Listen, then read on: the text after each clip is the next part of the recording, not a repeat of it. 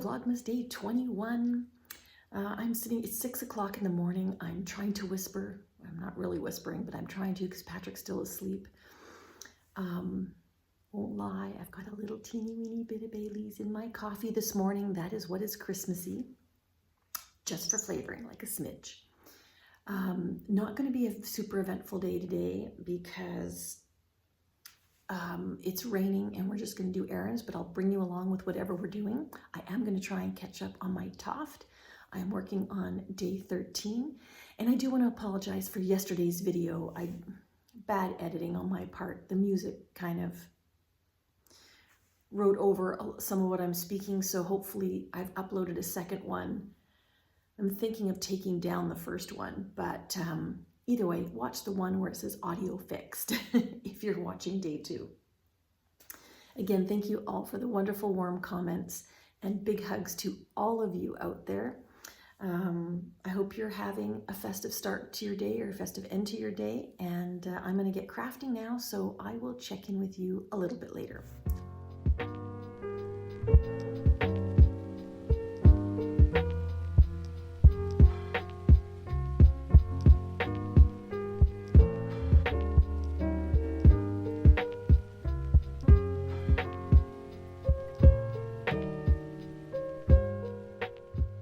Hello everyone.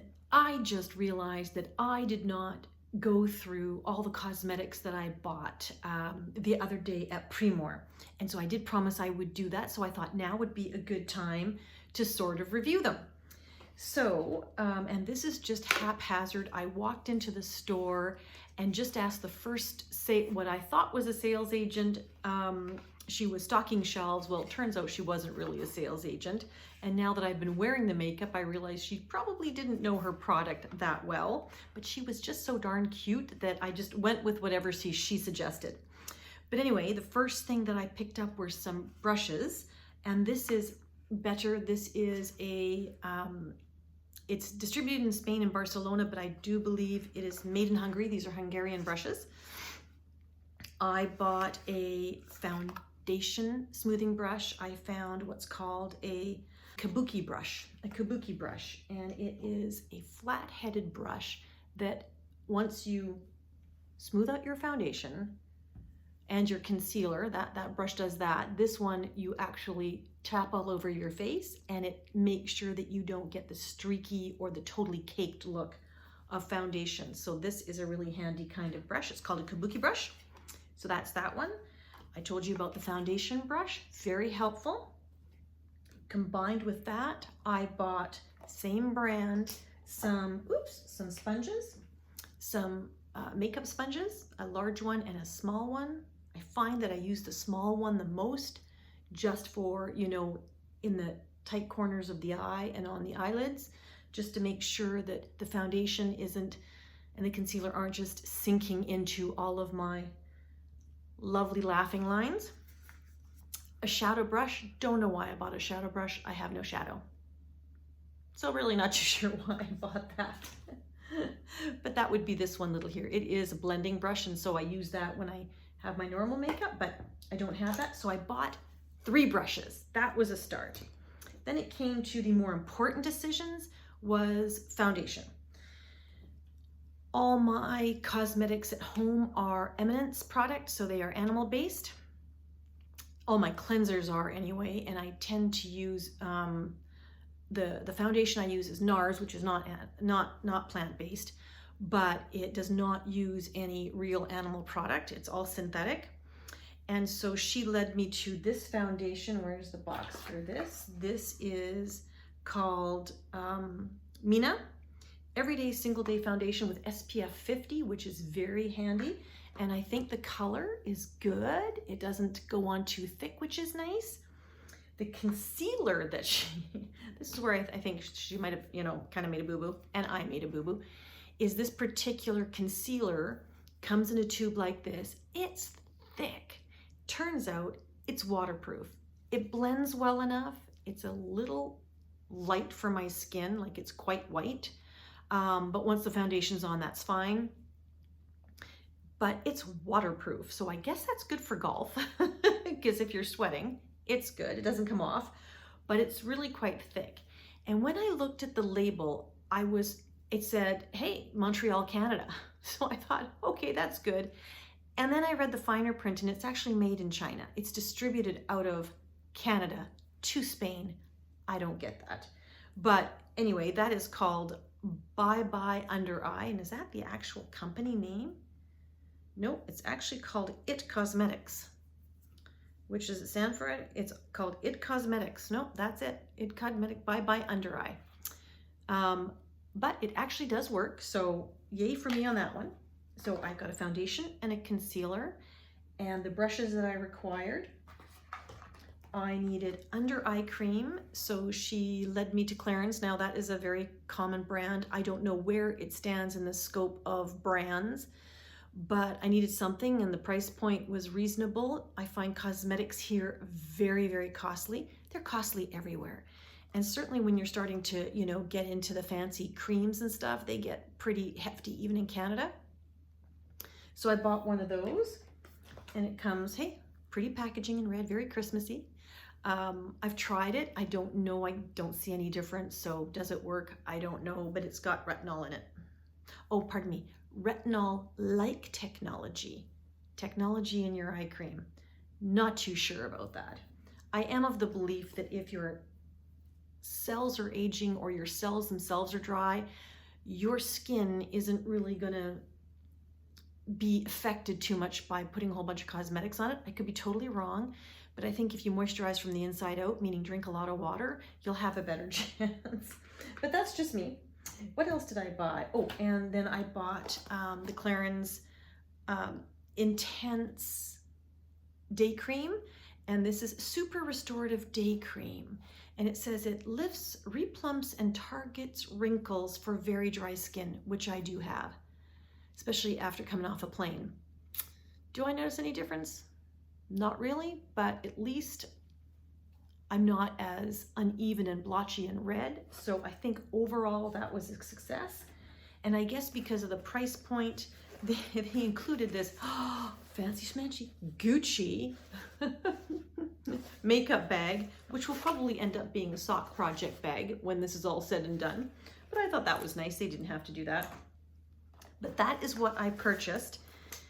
Still no news, day 5. So we're going to go on to phase 2 of the luggage reconnaissance mission. And I don't know what that means yet because I'm still waiting to hear. But otherwise, everything is good. And I will continue to do a little bit of crafting and see how far I get. Okay, so just to recap where we are with Toft, let me see if I can remember in what order I made things. And if you hear anything in the background, it's just my little space heater going off. So day 1, we had to crochet a little hexagon in dark brown, and we needed to measure it against this tension disc, and that hexagon had to match the tension disc, and it did. So that was day 1. Day 2 was pulling out the tension disc and then knitting 2 of these, what I think are booties. I'm not 100% sure. That said, I've only crocheted 1. I haven't done the second one yet because my tension was off and I could never get the 2 to match, but I'll go back to that. Day 3, I think, had us making our green pieces. We made 3 green pieces and they all look kind of weird. They're oblongy shapes. Don't know what they are. This one looks like a booty as well. Or maybe not. I have no idea, but we've got these green pieces. So I think that was day 3. Day 4, I do believe we started and we did part of this shape, which is the really weird. And then day 5 saw the continuation of this shape, which is going to come into play next.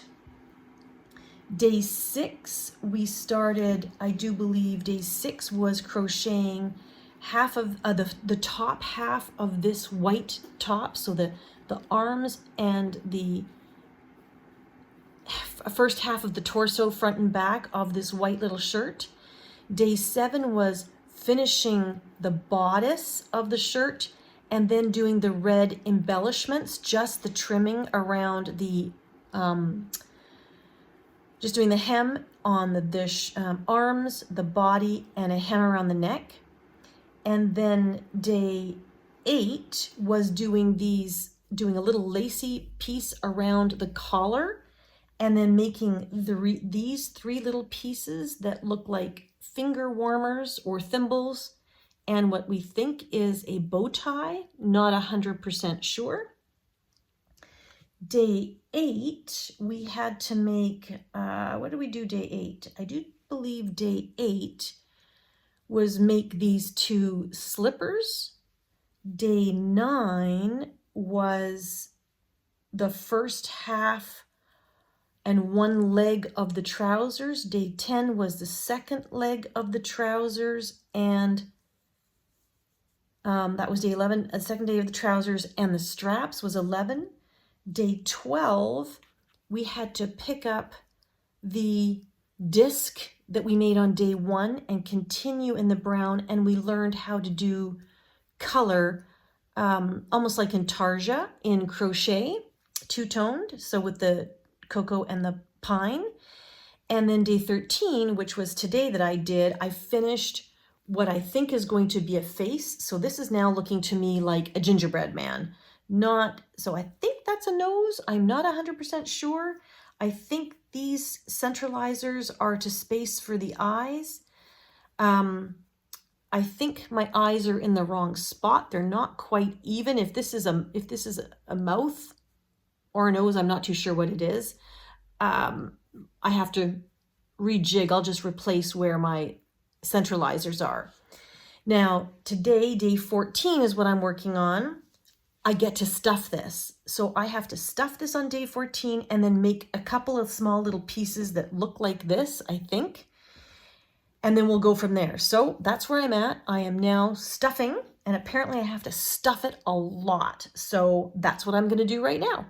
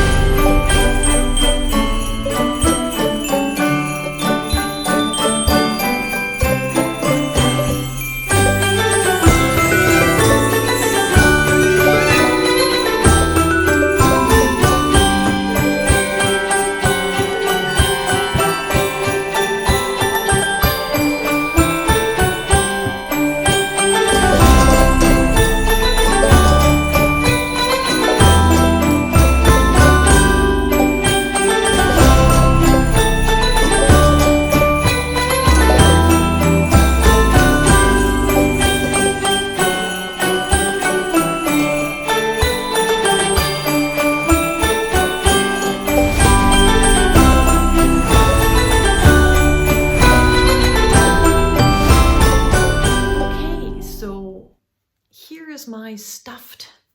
I'm thinking it's the body, and now I'm wondering if this strange thing is going to end up being an oversized head. Like, does this get squished up in there? It seems off. The sizing seems off, but maybe that is the beginning of a gingerbread man, and these pants go on him. Think about a head being on there, but now maybe the top goes on, and then the pants go on. But then why do I have, or do I still have 2 people? I don't know. I am unclear.